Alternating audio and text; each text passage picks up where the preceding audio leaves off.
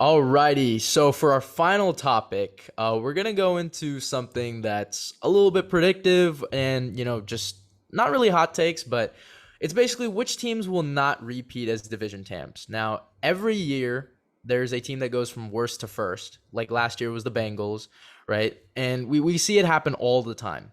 We're not really going for that because I think it's pretty obvious. Probably the Ravens will be everyone's like pick for that. So we'll go with which teams will not repeat as division champs. And there's some dark horses out there. So if you're still watching, leave it in the comments. I'm really interested into seeing, what you guys have, because I'm sure a lot of people will say the Chiefs for one. A lot of people will maybe say the Packers. But we came in with two different teams, obviously. So I'll start. Mine's going to be the Cowboys. I've had this hot take now for a while that I think they'll be third in the division. So I think the Commanders and the Eagles will usurp them, but we'll just focus on the Eagles for now. I think the Eagles will be the 2022 NFC East champs, and I think that's becoming a consensus across the NFL media world. Um, what's there not to like? We talked about the Eagles earlier, right?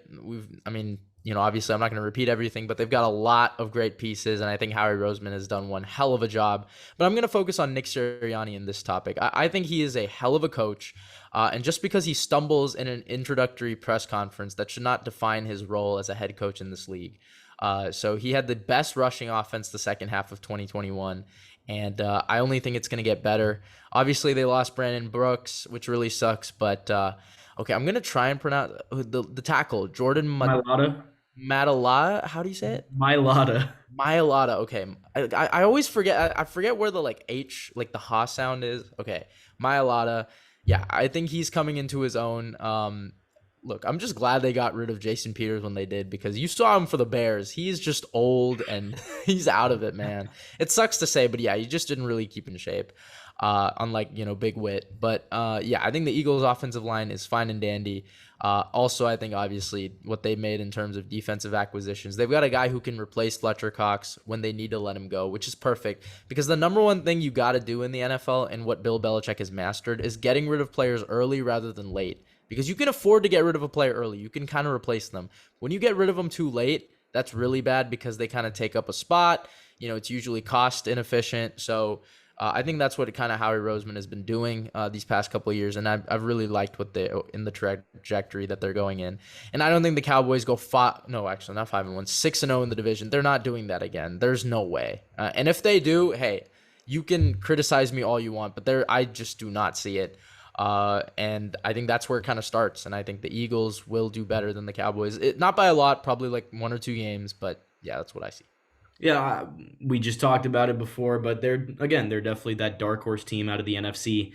When you brought up Sirianni's introductory presser, it kind of made I forgot about it I until remember you and I Jack I criticized do him not like so it. much for it. And I Yeah, was like, yeah, we gave I him was like, props. what are you guys talking about? Like, schematically, it's a good fit. I don't care about a stupid stumble. But yeah, I also forgot to mention the Cowboys lost a lot of pieces, right? I didn't even talk First about. impressions are everything, huh? You got to show it. So he did show it.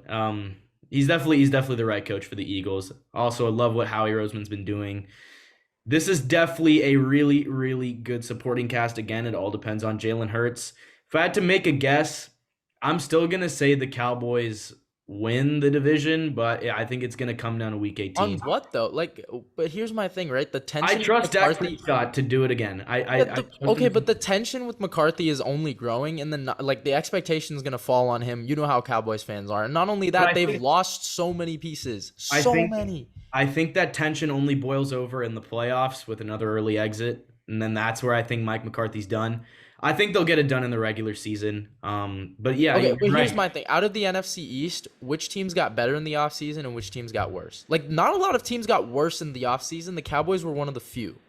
It's Eagles got better, Cowboys got worse. I'm not disagreeing with you there, Washington but got better. The I Giants think got QB play better. is very big. And right now, I trust Dak Prescott over Jalen Hurts, and that's really what's forced me to ride with the Cowboys again.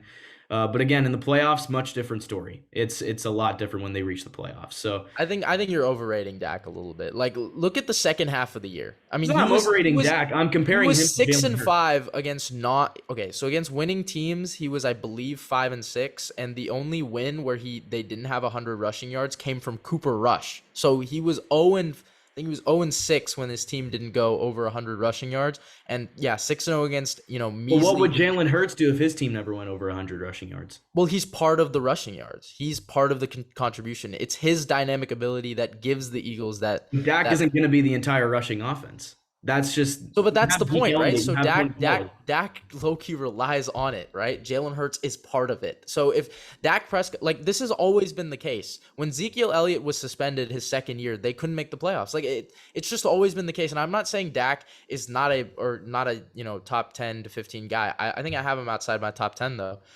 pretty confidently. It's just he's shown very suspect games, especially the second half of the year where he would have teams come back in games, and you've seen it, right? His 400 passing yard games, he has a losing record in games where he's thrown over 400 yards. It's garbage time. That's the point. Yeah, so what does that say about Dak Prescott, right? Like, is he really the type of dude? Is he really the bona fide guy like in the NFC East? I don't know. And I think people are overrating Dak a little bit. I don't think he can overcome the losses that Dallas has had. I wouldn't say he is the bona fide guy, but only because I don't trust him in the playoffs, like at all. Regular season's a whole different thing. I feel like he can still do good in the regular season, but in the playoffs against like He's had one bad playoff game. So it's not even that. It's just like it's just him as a quarterback in general, especially in the second half of the season, and he's just not a guy that's going to uplift the team. He's only had one bad playoff game. You can't knock him. The first one against Aaron Rodgers, he was tremendous. The one against Russell Wilson, he outplayed him at home. The Rams game, it was just the Rams rushing attack that beat the Cowboys. And then the one against the Niners, I guess you can say was bad by him. Not That's good. pretty much it. Yeah, that's pretty much it. No other game where I he's have to rewatch the Rams one, but I feel like if we're just talking off regular season, because it's just who's gonna win the division. I'm gonna side with Dak Prescott over a guy like Jalen Hurts. And then one more thing thing about Dak Prescott, right? He was 3-5, right? And on the brink of people questioning his true presence in the NFL until Amari Cooper got there. Amari Cooper is the reason Dak Prescott got that money. Every Cowboys fan knows it, and everyone will admit it. Think about it. He was 3-5. They were doing terrible in 2018. Amari Cooper comes in, and what happens? The first game at home, it was 200 yards against the Eagles. So this whole notion that Dak Prescott is, I don't know. We're gonna have to see it without Amari Cooper. He's That's better all than I'm saying. Jalen Hurts. He's better than Carson Wentz. As of right now, that's just how it is. But that doesn't mean he's gonna win the division. I think you're using just the quarterback. Like this is Because it means a lot. But not in this case. Not where the Eagles have a better coaching staff, they have a better defense, they have a better running game, they have better offensive personnel, and they have O-line, I guess, is tough. I think the Cowboys will probably have a better. Yeah, but I think the Eagles have it beat everywhere else, and I trust. I think you're forgetting that Jalen Hurts can elevate as a quarterback, and I've seen a lot of people think, "Oh my God, he has such limitations as a passer." Well, it's his first year as a starter. Like you got to give him some benefit of the doubt. And then even with Carson Wentz in Washington, I mean that team was 6-6, right? Before their team got ravaged by COVID, and they only had 16 passing touchdowns in a pass-driven league. So they can only go up from here. Same thing with the Giants. I think you're overrating Dak Prescott a little bit. But yeah, I forgot. I think it comes down to Week 18. It's not going to be a situation where the Cowboys comfortably win the division. I think it comes down to Week 18. I think the Cowboys are going to do enough to win the division. So I don't even think it comes down to Week 18. That's pretty good. I really don't. Because the Eagles don't play. I don't think the Eagles play. I think it's Commanders and Washington, Week 18. And I picked the Commanders to win it because I believe that one's at home.